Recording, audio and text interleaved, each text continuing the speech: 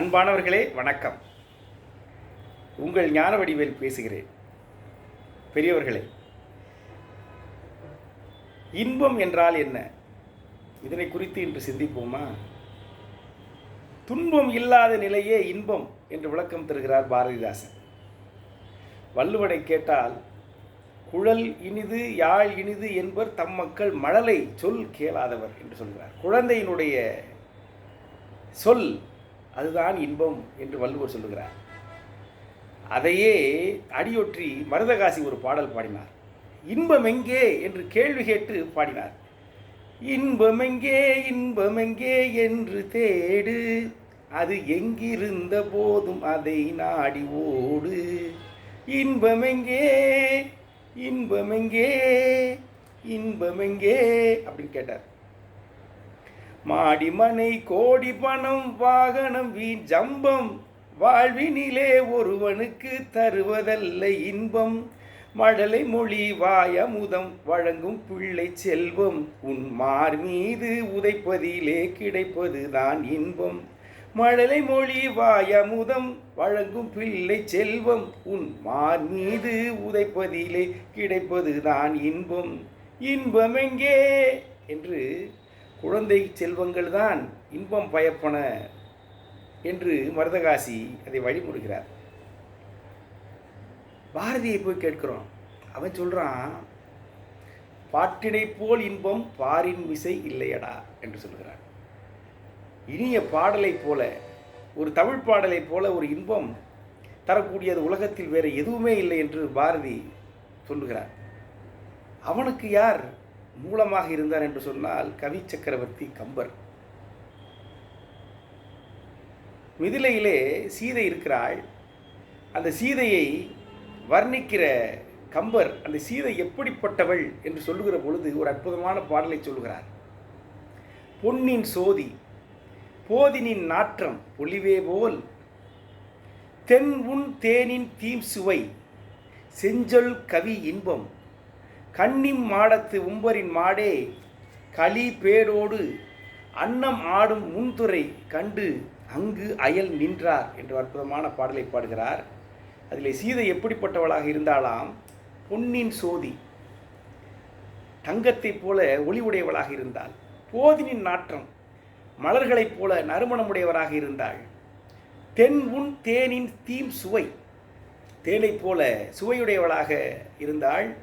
செஞ்சொல் கவி இன்பம், கேட்பதற்கு இன்பம் தருகிற அந்த செஞ்சொல் கவிதை பாடலை போல இவை அனைத்தும் கலந்த ஒரு கலவையைப் போல் அங்கே சீதை இருந்தாள் என்று வர்ணிக்கிற கம்பர் எது இன்பம் என்று சொன்னால் செஞ்சொல் கவிதான் இன்பம் என்று பாடுகிறார்.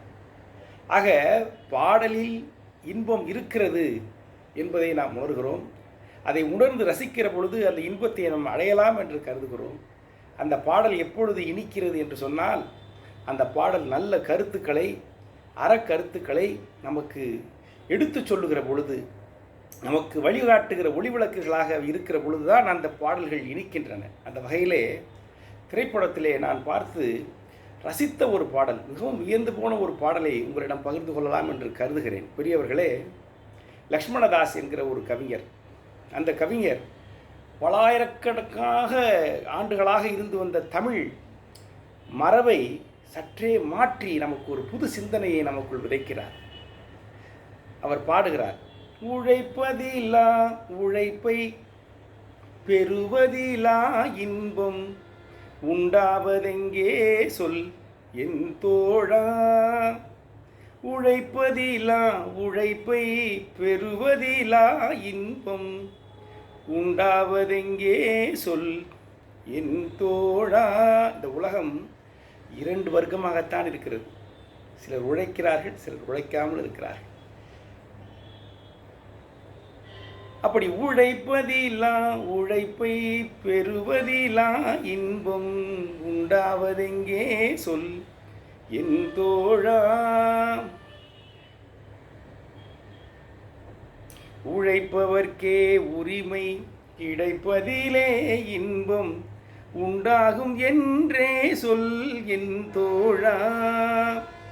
உழைப்பவர்க்கே உரிமை கிடைப்பதிலே இன்பம் உண்டாகும் என்றே சொல் என் தோழா அப்படின்னு அந்த பாடல் முழுவதும் சிறப்பான வரிகளாக இருக்கும். அடுத்து சொல்றார், கல்வி கற்றோம் என்ற கர்வத்திலே இன்பம் கண்டவர் உண்டோ சொல் என் தோழா. படித்து படித்து பார்த்தாலும் கடைசியில் ஒரு வெறுமைதான் இருக்கிறது.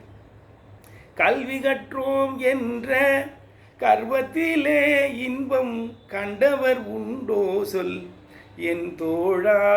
அப்போ எப்போ உங்களுக்கு இன்பம் கிடைக்கும்? கல்லாத பேரையெல்லாம் கல்வி பயிலச் செய்து, கல்லாத பேரையெல்லாம் கல்வி பயிலச் செய்து காண்பதில்தான் இன்பம் என் தோழா. எல்லோரையும் படிக்க வைத்து பார்க்க வேண்டும், அப்பொழுதுதான் அந்த இன்பம் கிடைக்கும் என்று லக்ஷ்மணதாஸ் சொல்கிறார். அதை விட சிறப்பாக அடுத்த சரணத்தில் சொல்கிறார், இறப்போர்க்கு ஈவதிலும் ஈரந்துண்டு வாழ்வதிலும் இன்பம் உண்டாகுமோ சொல் என் தோழா. இறந்துண்டு வாழ்வது துன்பம் தரக்கூடியது, அது புரிந்து கொள்ள முடிகிறது. இறப்போர்க்கு ஈவது இன்பம் தருமா என்று கேள்வி கேட்கிறார். ஈகை தானே இன்பம், ஈத்துவக்கும் இன்பம் என்று இலக்கியம் சொல்லுகிறது.